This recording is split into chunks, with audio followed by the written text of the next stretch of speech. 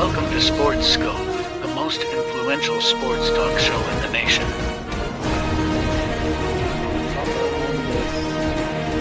What is today, the 19th? Stay tuned for updates and great sports content. Hello, everybody. Welcome to Sports Scope. I'm your host, Robert Butler, on this third day of October here. Hey, congratulations to the Minnesota Twins, folks. First playoff win since 2004. I remember that. That was Johan Santana was on that team.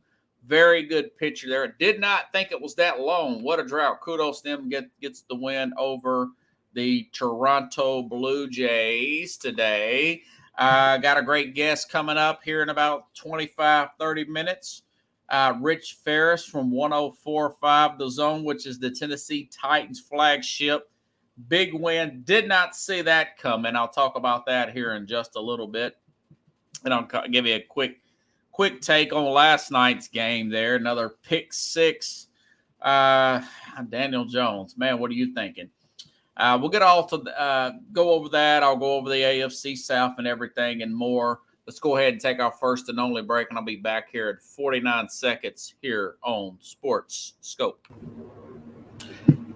Hello, Sports Scope followers. The program has seen tremendous growth since going 5 days a week. I just wanted to thank everybody for your cash contributions and sharing the program with friends and families. Just a reminder, if you want to contribute to the program, go to the Cash App, the cash sign, and Sports Scope. There are other ways to contribute to the program listed at the bottom of the screen.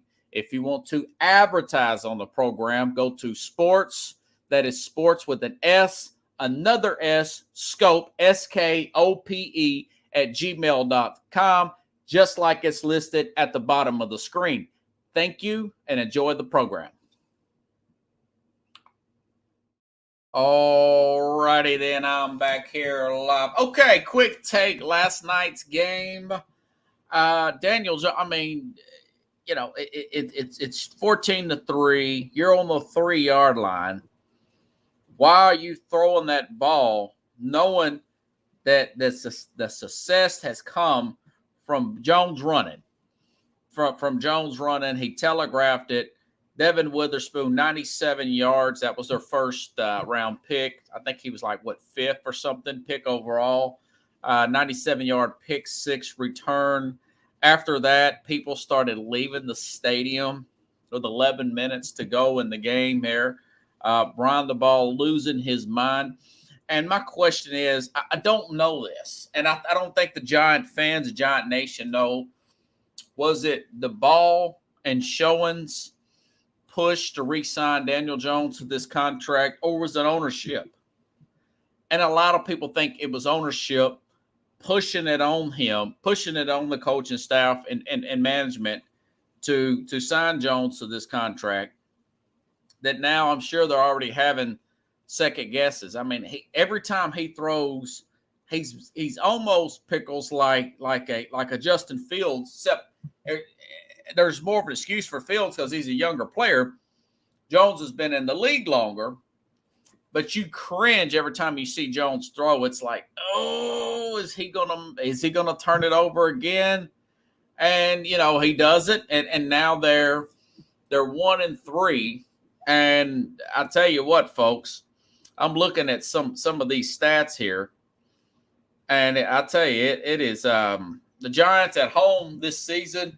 They've been outscored 64-3, 6 turnovers, 18 sacks given up. You say, well, you know, you have you have offensive line injuries. Well, you really can't use that because the tackles were injured for the Seattle Seahawks too.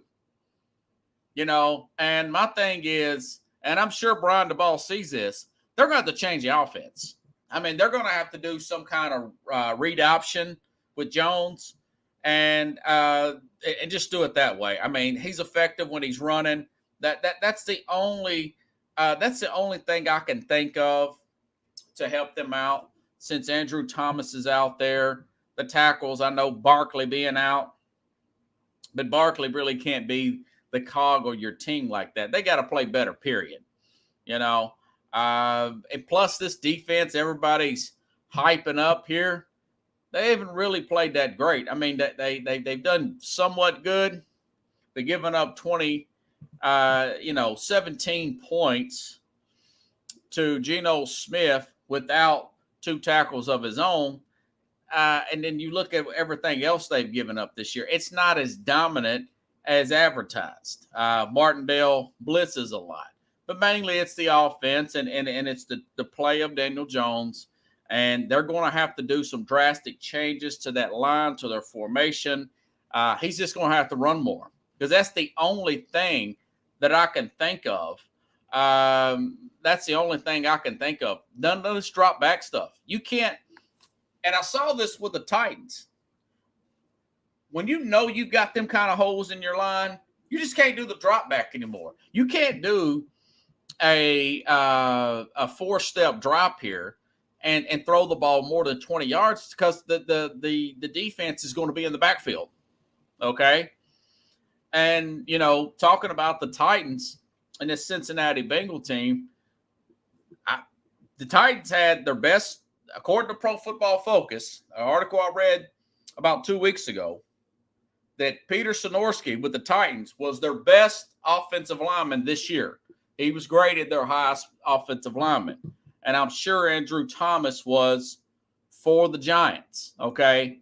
You should see how Titans changed their formation, putting 2 running backs back there, running those counters, that lopsided offensive line. Great coaching job. And the ball's got to look at that and say, well, I'm going to have to do this. Except for Tannehill's a little bit more accurate of a passer than Daniel Jones, who's had a tendency to telegraph his passes here lately.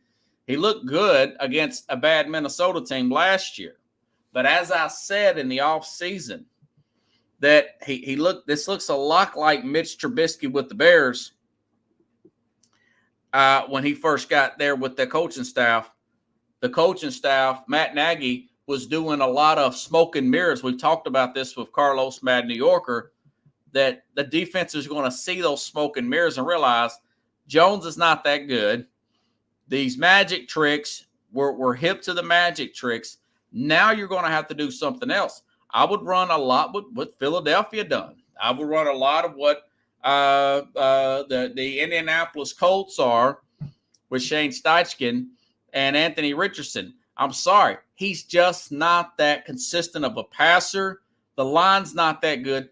The line hasn't been that good. They've got one good left tackle, O'Neal, Ryan Neal, the guy from Alabama, the right tackle. He's not even grading that well.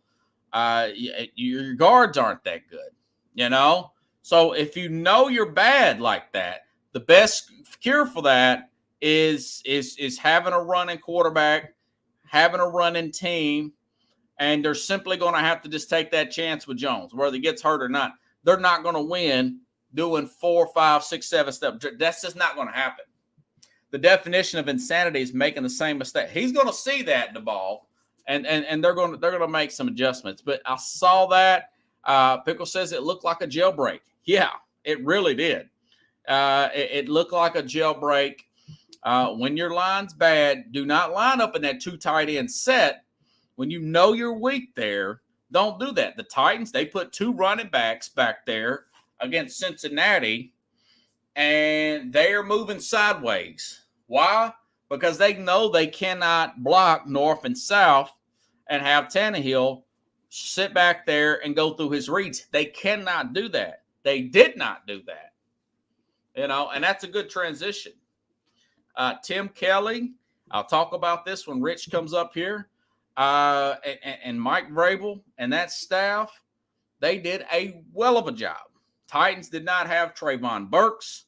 I mentioned Peter Sonorski was out. Their right tackle has been suspended. Now that's been uplifted.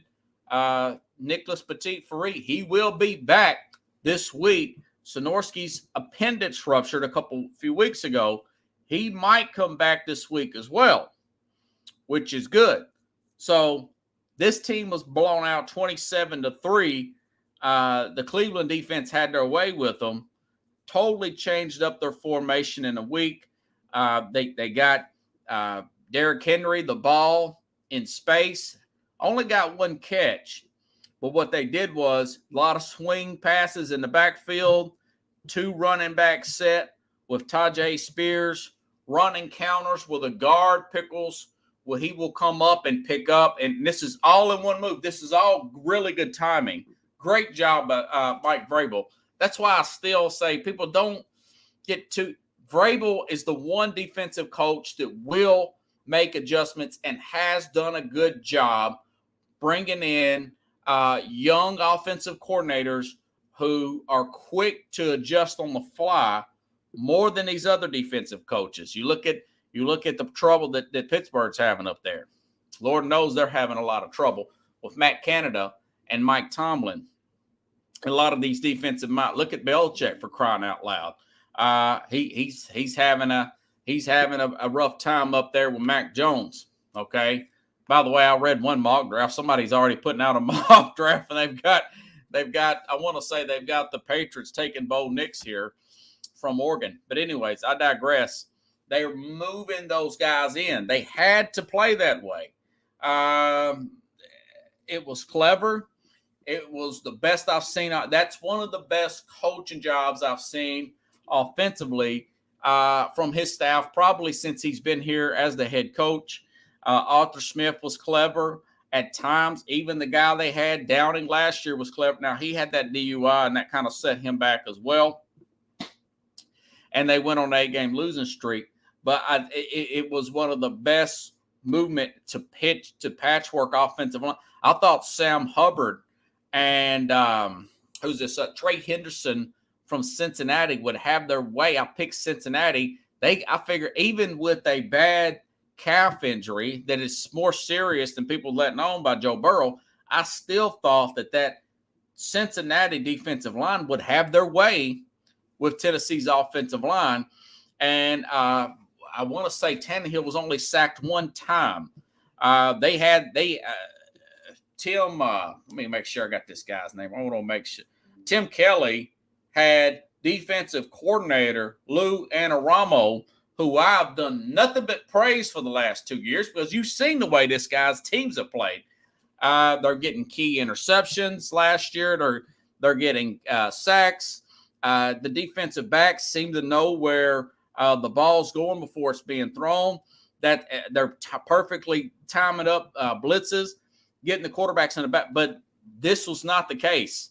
I mean, Tennessee had their way with Cincinnati all game long.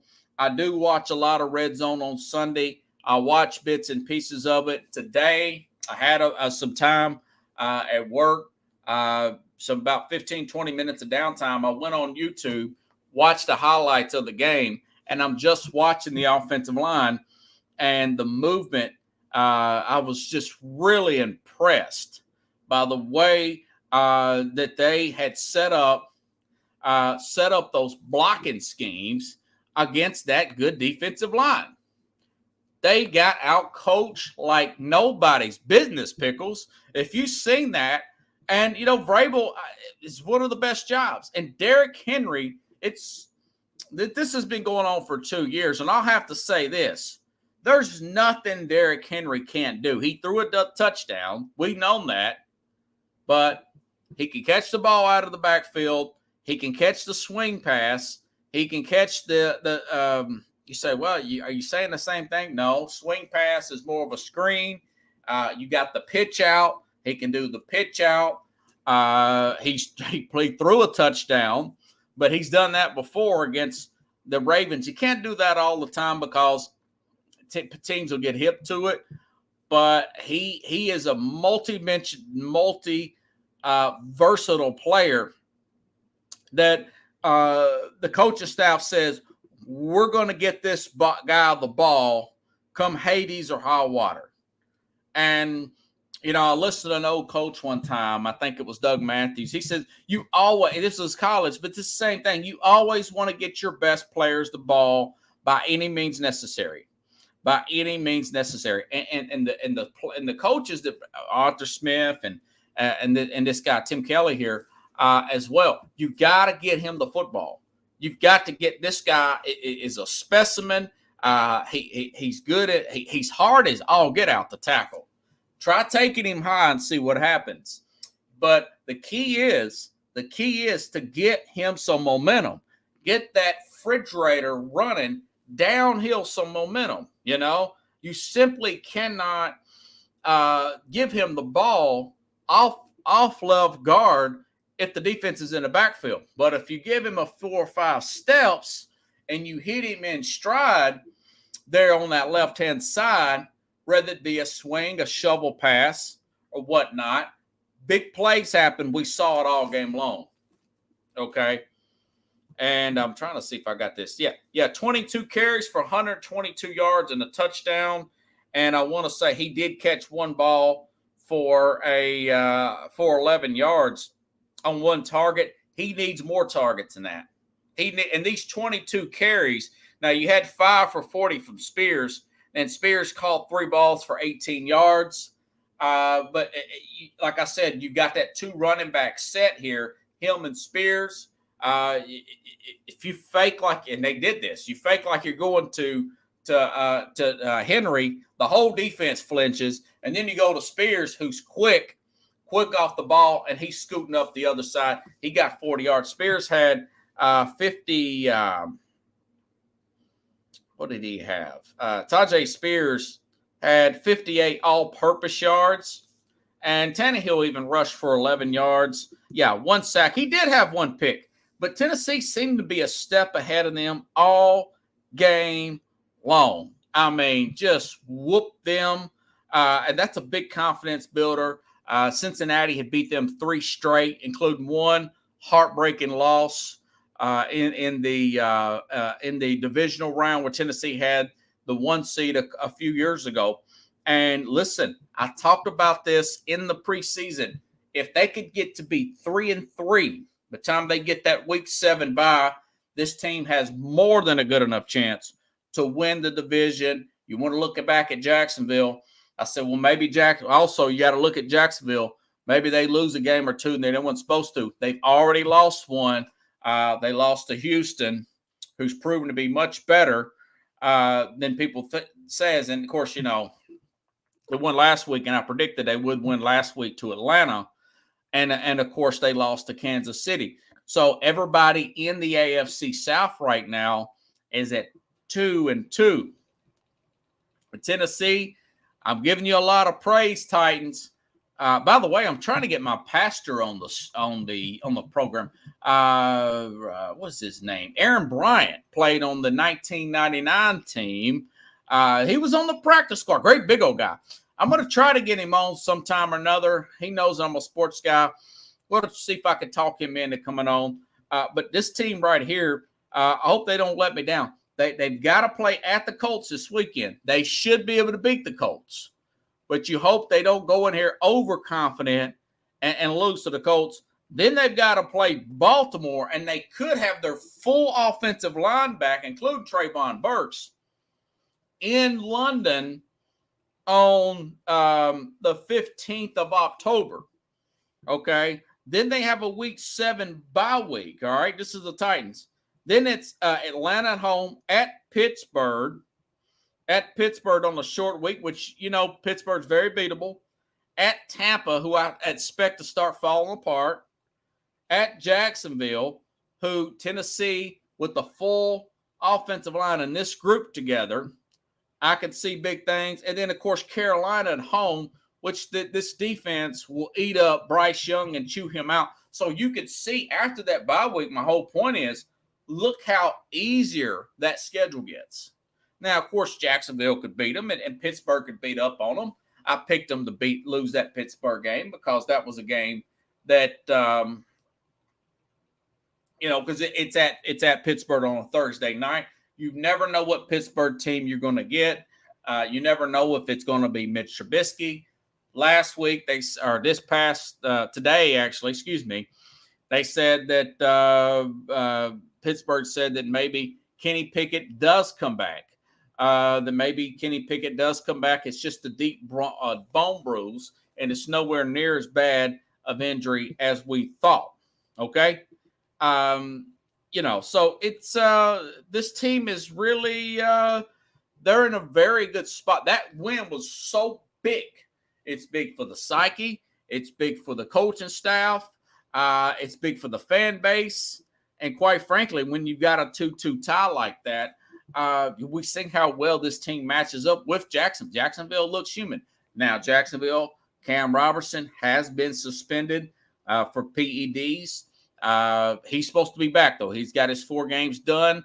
He will be back. And, of course, Jacksonville, now they realize the way they played the Colts and the way that they played of course, Houston already beat them, right? They are vulnerable. They're vulnerable on the back end. They overall, player for player, I don't think they have a better defense than Tennessee. They may have a little bit more speed between Walker and Josh, but truth be told, Arden Key, Jeffrey Simmons, Kevin Byard, that front 7, the Titans can beat these guys. Yeah. And Chad says they could have run up the score. Yeah. That was big. That was a big confidence builder to them, I would say. Like I said, Jacksonville won against Atlanta, as I predicted on this program. Houston, big win. Really ticked off Tomlin. CJ Stroud. Listen, I've said this earlier, talking about Houston. DeMeco Ryans, we talked about this in the offseason. He's a lot like Mike Vrabel. He's a former linebacker in the league. He's a very good communicator. He was a fast riser like Vrabel. Once Vrabel technically got in coaching, he moved up quickly to defensive coordinator. Then 1 year later, he moves all the way up to head coach. He gets the offensive coordinator. He gets I think it was like a quarterback coach or something. Let me see if I can find this anywhere. Yeah, he brings this quarterback coach here. Let me see if I can find him. Bobby Slowick from San Francisco makes him the offensive coordinator of Houston. Works with CJ. By the way, Laramie Tunsil was out, and they still beat the crap out of these guys. That's the left tackle for Houston. And they used the playbook that Pittsburgh used, that the 49ers in week 1 used against Pittsburgh, the same type of plays, and they beat up on Pittsburgh. Beat the crap out of them. Beat them, 30-6 or something? Looked like a total runoff there. So Ryan's kind of he's very clean-cut, good-looking guy like Vrabel, young, a little bit younger. He's only like 38, 39. Vrabel's like 45. Both players, both played linebacker, both linebacker coach, both defense coordinator 1 year, both fast track because staff word got around the league that these guys are very good communicators, leaders amongst men, and you see the players buying in. Stroud, 1,200-something yards, no interceptions, very high QBR rating, under a defensive-minded head coach, and a lot of players you've never heard of. Guys like Nico Collins. Now, I've heard of Schultz, pretty good tight end, but you got guys like Nico Collins, Tank Dell, Computer, some guy like that. Pretty decent running game, though. But they're a pleasant surprise for Houston Texans fans. You got to watch that team. So teams like the Titans, you cannot take Houston lightly. They'll punch you in the mouth and you'll catch the L here. But he's a time and a half. Now you could say, well, plus Stroud is much more pro ready than we all thought he would be. I thought he would be the best out of this bunch. He had a rough, kind of reminds me of Justin Herbert's CJ Stroud. He had a very rough camp here, like Herbert did his rookie year. And then when you put him in a real game, the light goes off, and the guy's almost flawless. I mean, you're a rookie, and you think about this. He hadn't thrown an interception. He's played Pittsburgh and Baltimore. and C.J. Stroud has not thrown an interception. So, anyways, on that note, I'm not going to leave this guy hanging. I'm going to bring in from 104.5 The Zone, the Titans flagship. This guy, Rich, he goes to the games, all the home games, some road games here. Very well connected. Let me bring him in. Hey, Rich, how you doing, man? Doing good. How are you? Good, good. I was just bragging about, I picked on this show. I thought Cincinnati would possibly beat Tennessee 27-3. I didn't think that they would have that kind of game plan, but don't let me put my words in your mouth. What are your thoughts on the way they played Sunday against Cincinnati, man? Well, I went into the game, didn't feel very good about it either. I thought it was probably going to be a loss. You're They an just honest haven't had broker, good brother. luck. I love that. That's what I love about you, man. Yeah, they haven't had good luck against Cincy, and it was good to see them win, especially the way they did, because they lost their last three, obviously from the going back to the playoff game a couple of years ago that I still am upset about as the fan in me. And the way that they won on Sunday was really good to see because they come off a game where it was just a terrible game against Cleveland, and they bounced back and 27-3, ironically. Yeah, and then flipped the script and had a 27-3 win, and their entire team looked pretty good. I still think the offensive line is still questionable, but I think overall, I mean, that was their best performance of the year so far, and hopefully they take this on the road to Indy and get a division win then. And if they do that, I would imagine they're fourth of the way in of the season. Yeah. I was telling the audience here, man, and I watched some of the games Sunday, although I watch a lot of Red Zone. But today I watched just the highlights from the YouTube highlights from NFL.com. And I was so surprised with those formations. Like you said, the offensive line, those counters, putting Spears back there. I mean, that was ripped. Tim Kelly, what an impressive week of practice. Do you ever get to watch practice during the regular season, man? Sometimes, but during the regular season, there a lot of them. I mean, it's glorified walkthroughs. Yeah, it's a lot of them resting, recovering. So it's not a lot of stuff that you can see. Some of the install stuff they don't want us to see or record or report on. So and like I said, during the season, a lot of those days during the week, they're getting rest and recovery and watching film. But going back to the Tim Kelly, I mean, he was absolutely in his bag for this past game. He was pulling out all the what you hope as a Titans fan. This is just the beginning of and what's to come, because he the way he used the personnel, especially the tight ends, with the rookie Josh Wiley getting involved. You mentioned Wiley blocking, and obviously getting his first NFL touchdown that was actually thrown by Derrick Henry. I love that. Which was an amazing play to watch, especially with Jeffrey Simmons in there on offense. So Tim Kelly was really, really, into the playbook, and hopefully that's just the beginning of, of that. Yeah. Lou and Aramo. I mean, I've praised that coordinator to the high heavens because I've seen him against. I mean, they picked off Patrick Mahomes. They went up there and embarrassed Buffalo. And Tim Kelly had him guessing. He had him befuddled, man. He was totally off his game, dude. Lou and Verona, I thought that Trey Henderson and Sam Hubbard of Cincinnati would destroy that line. I did too. After the Cleveland game, I was very right. I was just worried, but and when you have that offensive line, that I think you're going to see some changes. In the next few weeks, with Nicholas Petit-Frere coming back. And, next week? How about that? And and also the rookie Peter Skoronski getting back healthy. And so, I was saying, a few weeks back, even, probably before then, that was a big concern because none of these guys played with each other. Yeah. And it seems like your best offensive lineman is a rookie who hasn't played in the last according to Pro 3 games. Football Focus, he's the highest grade, Rich. Now, I read that this dude's appendix ruptured the other. Did you hear about that? Yeah, it was like the worst case, Yeah, uh that I guess appendicitis, the yeah, emergency kind where he had to have emergency surgery, and yeah, that's why it's 3 weeks, because typically if it's something they catch ahead of time, you're in and out in maybe a day or so from what I've read.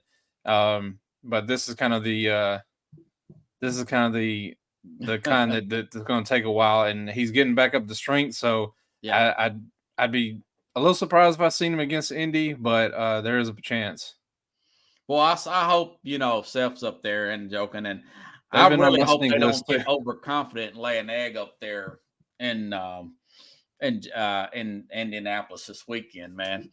Yeah, I'm still debating on if I'm going to go up there or not. Yeah, It's not a bad drive to go up there and maybe you get gonna a little try to go St. to London and Elmo's. Baltimore a few weeks? What's that? You gonna try to make that London game? No, I'm not going to London this go round. I was kind of wanting to, but just didn't work out. So I'll Yeah. be here. There's a lot of stuff going on. I love October, especially the The sports world. weather's beautiful. The sports are great. I mean, Yep. this is heaven on earth. I want heaven to be October in Tennessee, man.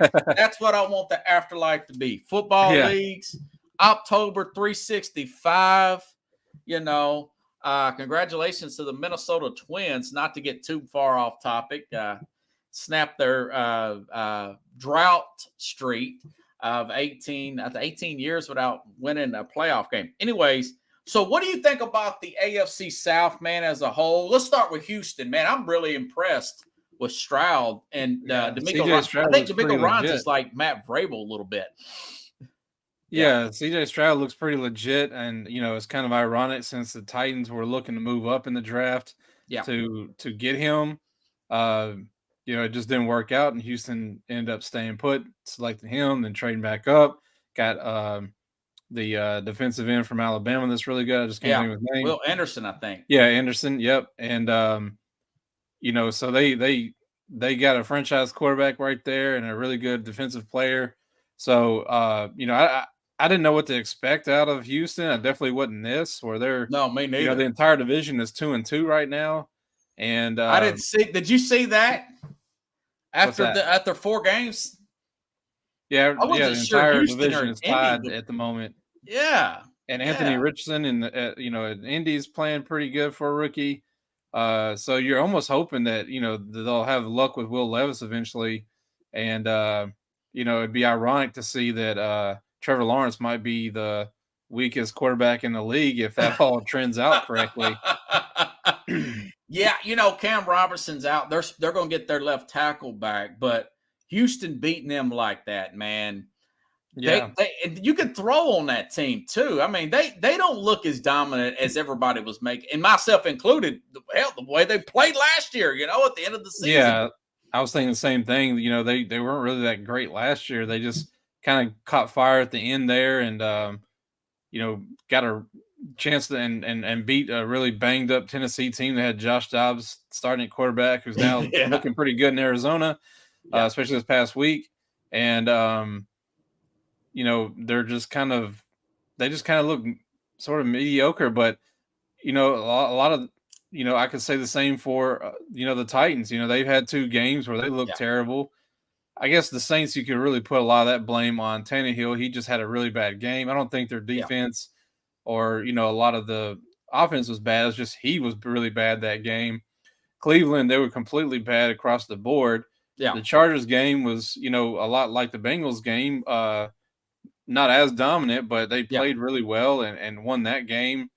So it's kind of a like, even for all 4 teams in the AFC South, is like, all right, well, who's who? Because y'all all had really good games. You've all had really bad games. Well, the real Tennessee Titans, please stand up. Well, hopefully it's the real Tennessee Titans, the Titans we've seen last week against Cincinnati. I tell you, a win like that, and you're getting you could possibly get Sonorski back. I read something, he might come back Sunday. You're going to get Farid back because they did away with they readjusted that 6-game to 4-game there. He's coming back. They can go on a run. How they got changed that in the middle of nowhere. Huh? It's interesting they changed the rules out of nowhere, and and 3 or 4 guys in the league come back this week, and I don't know what happened there for them to change their mind, but luckily for the Titans, they're getting their right tackle that could Yeah. possibly play left if they still get bad play out of Andre Dillard, who played okay against Cincinnati, but it wasn't great. Had a lot of He help with the wasn't tight great. ends. Yeah. That had a lot of help with the tight ends. Okay. This past week, so he looked better. As good as Trey Hendricks and Sam Hubbard are they're no Myles Garrett, but They're know, good no. though.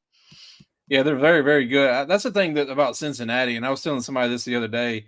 Cincinnati seems like that team that's like they're not a really great team. They just have elite players at certain positions. Yeah. I mean, obviously they have a very elite quarterback in Joe Burrow, Yeah. a very elite wide receiver in Jamar Chase, and even you could say a little bit about T. Higgins, good running back. On defense, they have Elite two really good defensive ends. They got two good linebackers. Yeah.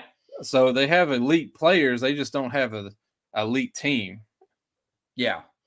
Yeah. Well, I mean, Burrow being hurt like that, they played Monday. I still thought that they would beat up because they've got Orlando Brown. They had a decent offensive line. Mm-hmm. But when you got Burrow playing at 40 and 50% like that, yeah. My theory on that is Zach Taylor is too insecure to put in, I think his name is Downing or Browning or whatever, that backup there, because he don't want people to see how mediocre of a coach he really is.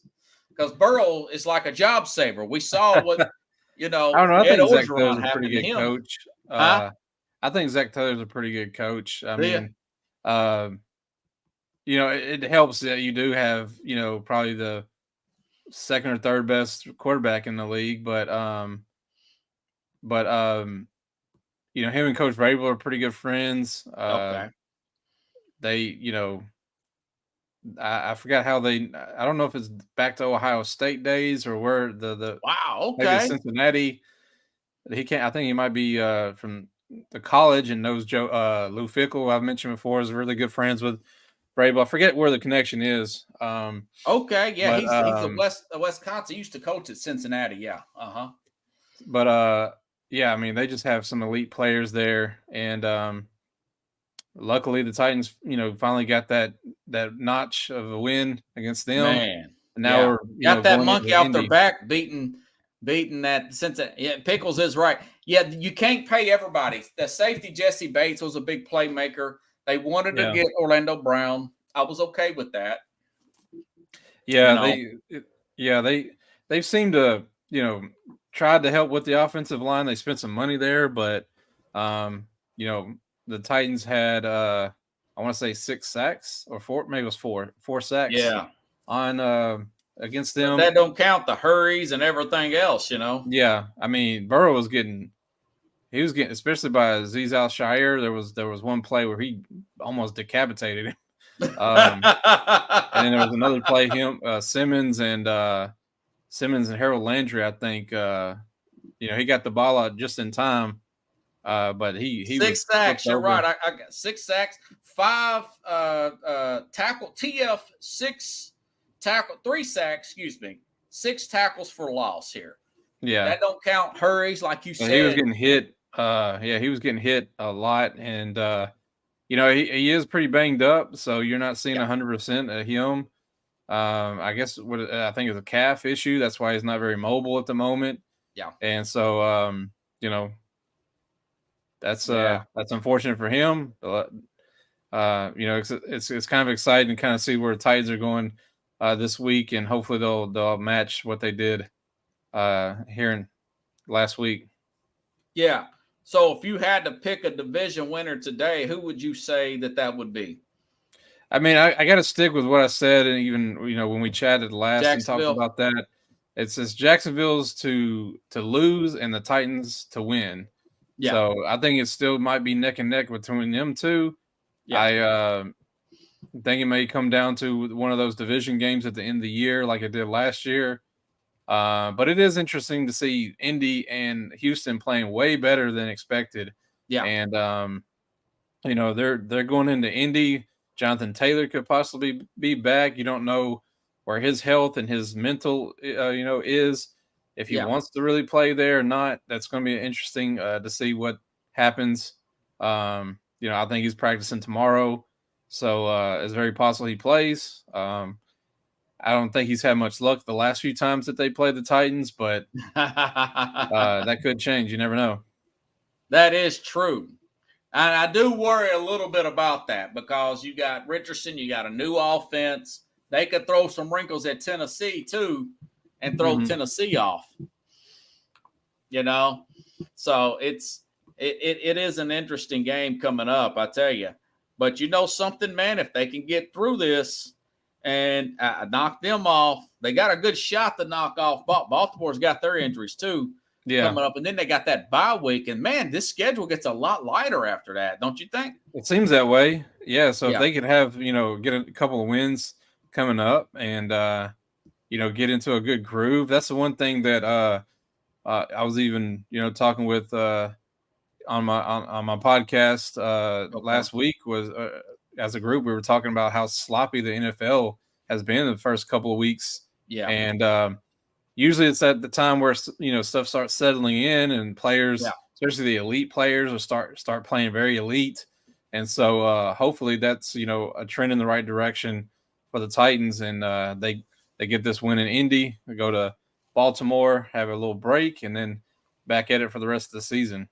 Yeah. I mean, and then they play Atlanta at home off a bye week. I mean, and then of course they've got Pittsburgh up there, but you don't know what Pittsburgh team you're going to see at that point, man. Yeah, they've got their own problems. Yeah, it's always a weird, when just looking ahead at the London game, it's always a weird game. Yeah, I know the last time the Titans were there was the Chargers game. They went for 2 to end instead of going into overtime, and didn't get it. I think that was Vrabel's first year. He was here, and hopefully that doesn't happen this go around. And they've had some pretty good luck against Baltimore recently. I think that ever since that playoff game where they knocked them off as the 1 seed, they kind of know what to do against Lamar Jackson. But you just got to execute it because he's one of those players that he can beat you himself. He's just that kind of player, and like you said, they're banged up, and defensively, I don't think they're as strong as they've been in the past, but it gets kind of weird when you go overseas sometimes, and that's what it's the beauty of the NFL. You never know; it's every given Sunday. Man, I would not want to see them play Jacksonville. I was telling my audience the other day, I think they've got the most experience, Jacksonville, of any team in the league going over there. Yeah, they're basically they're home away from home. Rashad Khan, I think, is from there. Oh, is that right? Okay. Or he at least lives there. He's not. I don't know if he's from there, but I think has a home there, and it's grown his business. I think he was he kind of became a billionaire through the selling bumpers, I believe is how he started for factories, different automotive factories and stuff. But he loves playing in London. Like I said, I think he has a home there. Yeah, and they're actually staying this week. Oh, they gotta play Buffalo. Yeah, wow. So they stayed the entire week over there. So they can lose to Buffalo. Tennessee could be number 1 in the division, perhaps. Yeah. Houston's got. I don't know who Houston played. Did you say Houston plays Arizona? I'm not sure who their opponent is this week. Yeah. Well, I tell you what, they've got Tunsil's out. They've got another lineman out. Stroud, it's going to catch up with them eventually. These injuries to Houston will eventually catch up with them. I'm just proud Tennessee did that, and we'll see what happens, man. I don't didn't see that coming, but I'm glad, and hopefully they can keep that going. Keep those. Yeah, and I think I think Tannehill and DeAndre Hopkins are continuing to gel. D-Hop has done nothing but catch first downs. I want to say almost I think 90, maybe 95, almost 100% of his catches have been first downs. Man, which isn't a surprise considering the player he is. I know they're Chris Moore and Nick Westbrook-Akina has really stepped up, especially last week. Chris Moore has been a surprise. I think he's averaging 33 yards a catch. Man, It's been a lot of he was explosive good in plays the for him. preseason. Chris Moore was. That What's wasn't a that? fluke. Yeah, so I don't think they're getting Traylon Burks back this week. He's got a knee issue that's supposedly not related to his injury in preseason, but Okay. I'm not sure what his status is yet. They'll be practicing tomorrow, and we'll see if he's out there or not. And then they're getting Kyle Phillips back. If he can stay healthy, he could possibly be a weapon. So they're kind of getting some guys back at the right time. If they can continue this trend of what they did last week. Yeah. Let me ask you this: what do you think about Houston? Not Houston. So Tennessee lost to Cleveland last week. You keep up with the league about Deshaun Watson not playing. I think it was up to him what the coach said, and I thought, well, I can't criticize Zach Taylor and Stefanski for pushing Baker Mayfield out when he's had a shoulder problem and a possible tearing his Achilles, perhaps, with Joe Burrow with Zach Taylor. So actually, I'm okay with Deshaun Watson, even though he was medically cleared. Said, "Hey, man, this shoulder's really bothering me. Maybe we should wait till after the bye week." I think that happened against the Titans. If they injured his shoulder, they might have beat Tennessee. Tennessee put a knot on that head, didn't they? Yeah. I forgot what play it was. I mean, they got to him. They just couldn't get him down. A few times, and I believe one play he got banged up on. But Deshaun Watson is, he's not the player he was, and I mean, he had a great game against the Titans last week. But it's kind of, I don't know, like he's just I don't want to say a shell of his old self, but it almost reminds me of Russell Wilson to an extent of just being a very, very elite player. And then you're just kind of like in this weird funk. And I mean, I don't hate it for him, to be honest. After, all the allegations and everything that he's been through, it's one of those things where it could be some karma. But, I will say this, though, for the Browns, hats off to Jim Shorts of having a hell of a game against the Titans. Man. And it was a good story. I think Jim Wyatt may have put out about him getting back into coaching. He was kind of wasn't feeling, good about himself and about coaching. And really, I think Mike Vrabel reached out to him and got him back into it and kind of got him out of, I don't know if it was some like a funk, anxiety or mental things that he had going on. But a really cool story to see him back. And now he's the defensive coordinator, doing very well with an elite bunch. But, that's the only thing I can say positive about all that from that game last week. Yeah. I thought he would do good. And Baltimore, not to keep throwing this up because I know your name's Richard, but man, they have been lucky. They catch Dorian Green. I can't even remember the guy's name. Rookie going against that Baltimore defense. They catch him instead of Deshaun Watson. They get Joe Burrow with a hamstring injury. He's all banged up with the calf injury. Excuse me. Oh yeah. Yeah, and then they open up the season. C.J. Stroud's first ever start by a rookie. They have been lucky. Yeah. Hopefully, Titans will put that to a stop in a couple of weeks, if you ask me. Plus, they got to play Pittsburgh this week. Check this out, and then Kenny Pickett may be out. Yeah. Well, the Titans had a little bit of some luck like that man. when they went into week 1 against the Saints, who didn't have Alvin Kamara. Week 2 against the Chargers, who didn't have Austin Eckler. Oh, Titans. Week 3, obviously, the Nick Chubb. Yeah. So they had some, even though they didn't take advantage of 2 of those games. But that was something I was like, is something going to happen to Joe Mixon last week? Right. But that streak kind of stopped there. As a fan of the league, and I brought this up, I was afraid Simmons was going to slam Burrow and he's going to tear that Achilles, and I just don't want that for the league, man. Even though it would have helped the Titans, you know.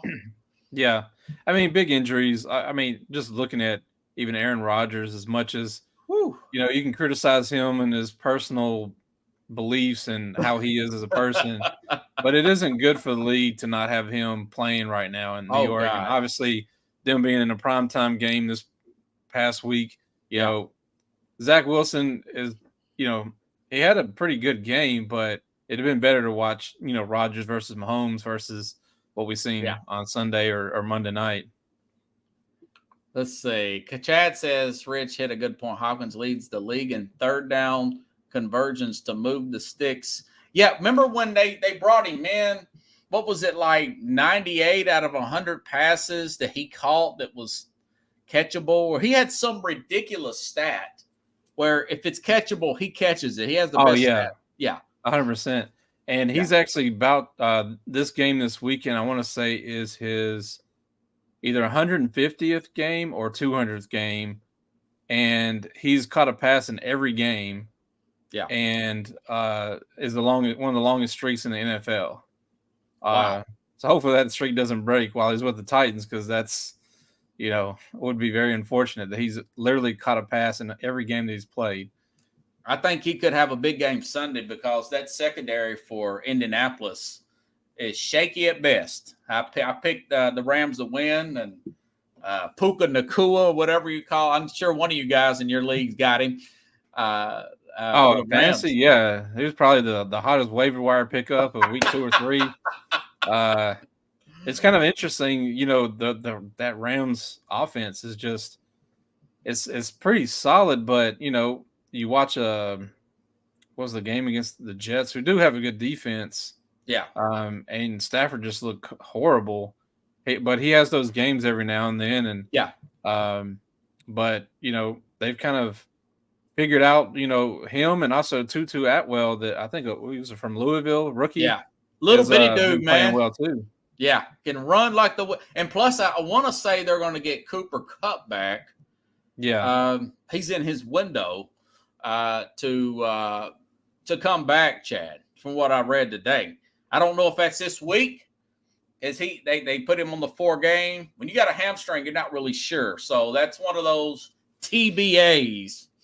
Yeah, depending on his designation, if he's on PUP, he could come back this week, actually. Or if he's on IR and they open up the window, they have 21 days to activate him. Oh, that's right. Put him back on IR. So I'm not sure what his designation is, or if they've removed him from IR, or what the case is for him. But if they get him back, that offense looks pretty solid. With those, they would have him and the 2 other receivers we mentioned. Their running backs playing pretty well, Kyren Williams, and the old veteran Stafford has some games here and there where he's playing pretty elite, but he also has those games where not so much. He's like a streaky shooter in NBA, man. Yeah, he's always been kind of like that in a way. But when he's on, he's putting up some numbers. Yeah. Remember when Titans a couple of years ago, they lost Derrick Henry and had some men. Everybody's like, well, the Rams are going to blow them. Tennessee went up there and beat the crap out of them. That was their Super Bowl year too, I believe. Yeah. They destroyed them on Monday Night Football. Yeah. Or Sunday Night Football in L.A. Beat them like a drum. And that's what made me mad about Tennessee losing to Cincinnati. So that was a big payback game. Rams beat Philly. They do play Philly. Yeah. Oh, Pickles thinks they're going to beat Philly. That's a tall tale there, Pickles. Yeah. I don't know. I think the Eagles are the best team in the league. I think they're the best team in the league, and man, they just have so much talent everywhere. A good mix of veterans and young guys and rookies. They really hit on their better than 49ers. Yeah, the 49ers, same. I feel the same way about them. They just have reloaded, and you're just wondering. I mean, they had I forgot who they beat last week. Well, they beat Arizona last week. But I seen where Deebo Samuel they beat he played, but they didn't even use him and they beat them. 4 touchdowns for McCaffrey, I want to Yeah, say. Christian McCaffrey having a amazing season so Banner far. year, man, so far. Front runner of early MVP already. Yeah. But that team, those are probably the two best teams in the league. You can still probably have the Chiefs up there, but I just feel like the Chiefs, are similar to the Bengals in a way where they have extreme, like very, very elite players. Yeah. But not an overall elite team. Right. I mean, call. Patrick Mahomes, it is so hard to beat Patrick Mahomes. Man. When he And I don't especially is think off else is going schedule to plays and runs the ball and just he's so money. hard to beat. Andy Reid's always got a package for him. I mean, no matter what you put at him, Reid's going to put something else at you and throw you off there. All right, I got to ask you, what do you think about this Taylor Swift nonsense? Are you burnt out on this already? I love it, man. I honestly do. I ain't gonna lie. I think it's great. Oh, you're a Swiftie, huh? No, I'm not saying that. I just think I just enjoy the entertainment and just the chaos that it brings and I mean, I don't know how serious their relationship is, or if they're really dating, or if this is kind of some business thing, or you don't know. But that's what I've been saying, brother. I think it may be in a business arrangement. Yeah, because both parties. I mean, I've seen the funniest thing I actually seen today was a meme with Taylor Swift on the cover of Madden 25. Yeah, really. And I was I was like, all right, that's enough. Aaron Rodgers today on the Pat McAfee show calls Travis Kelce Mr. Pfizer while talking about him and the. Kelce he's dating Taylor Swift. He's doing Bud Light commercials. You know the controversy with the transgender. He's doing, I said this guy will do anything to get fame or money. He would do a pro Russia commercial with Vladimir Putin if the money was right. Travis Kelce to pump up his podcast with Jason. Travis Kelce would do it, and of course, when he did that, Rodgers again. Mr. Pfizer. Yeah, of course. Leave it to Aaron Rodgers to go political about it. I mean, I don't think Travis Kelce cares. I think he'll do anything, making money, and he's just like, hey, I mean, a lot like Gronkowski. He's Gronkowski would probably give you anything you paid him. If you paid him right. Gronk said that when he was playing, he said he was just living off of his endorsement deals. He said he never spent any of his game checks. I believe him. I mean, as goofy as you may think he is, he's a smart business guy. Smart guy, and he's still making commercials, and he's been out of the league for 3 years now. Yeah, he is. I don't think he got that last Super Bowl, and I don't know if he may have played the year after that, and they didn't, with Tom, and they didn't get it. So maybe he's only been out for a season or two. But bench Swifty. Pickle says bench Swifty. The ratings were down 4 million yesterday, 7 because of the Swifty game from last week when they first showed her at the game when they beat up on the Bears. They said the ratings went down. 17 shots of Taylor Swift. I say do one at the beginning, do one at the end. Let's not go overboard. But you know how our media is losing viewers with it. Is what the ratings are saying. They're losing viewers the more they show Taylor Swift. I guess, TMZ reported that. I guess that's what they're saying, that they were down. Jake from State Farm. Yeah, the Jake guy was there in the little booth and stuff. They had a lot of people in that booth the last game. Yeah, I think Ryan Reynolds and Blake Lively were in there.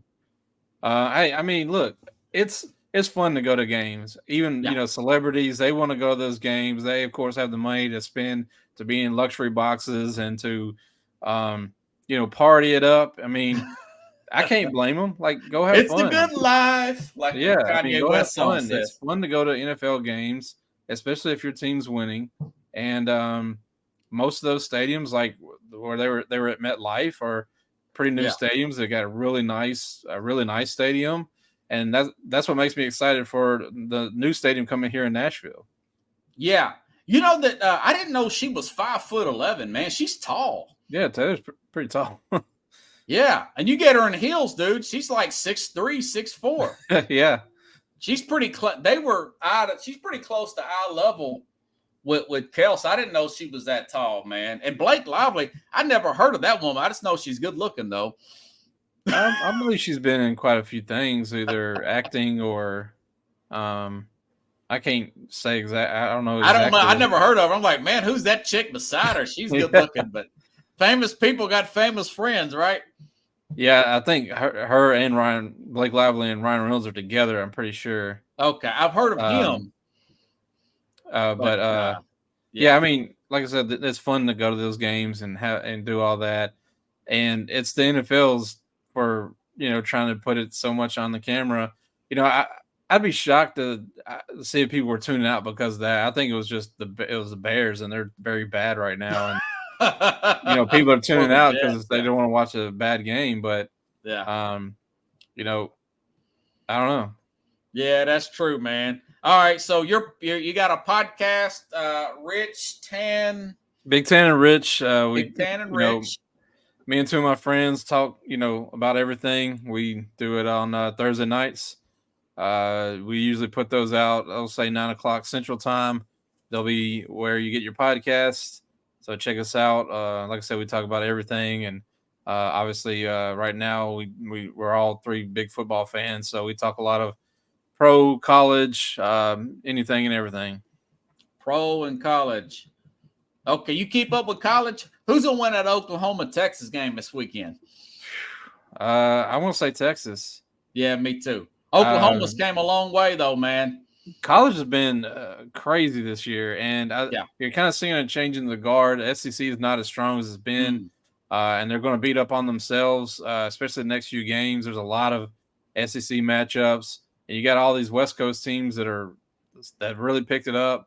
Quarterbacks, like Washington, Oregon, yeah. USC. A little bit. You want to kind of throw Colorado State in there, I guess. But, Colorado, you mean with Deion? Oh yeah, Colorado. Sorry. Yeah. I mean, it's an interesting. The top 10 is not dominated by the SEC right now, which hadn't been that way in a while. So this year's very interesting. I didn't see that coming, dude. Yeah, I mean, I figured that Georgia, Alabama would have some down years, but it's just it's very tough in the SEC, and especially now they're adding Texas, Oklahoma. They're all going to be on the schedule next year. I know Tennessee's playing Oklahoma next year, I think, for the first time as Alabama SEC. at Texas A&M Saturday. Who do you like there? I think you're still going to go with Alabama. Really? I think, and I hope that's the case. Honestly, for Tennessee, because they play Texas A&M and then play Alabama. I would like to see them go to Alabama with both of them only having. Alabama has one loss or two losses. Yeah. Now Alabama's got one, Tennessee's got one, and they shouldn't have that to Florida. They just because I might be going to that game, and I'd much rather them kind of both win against Texas A&M, so that matchup is a bigger matchup. Yeah, that may have game day there or something, Yeah, maybe so. Rich Ferris, everybody, one of my favorites, Mr. Titans, brother. I appreciate it, man. Yeah, thanks for having me, and anytime you want me on, just let me know. Will do, brother. I mean, hey, you never know when something may pop up, man. Absolutely. All right. See you, man. Have a good one. You too. All right, everybody. Now, I'll be back tomorrow. We'll get more into college tomorrow. I know usually I like to dig into college on Wednesdays, and it may just be me tomorrow. I was going to try to get Kareem Blackston on and talk about, but he got back to me, so I guess he is very busy. So tomorrow, folks, same time, same place. Great crowd tonight here on Sports Scope. Thanks, everybody.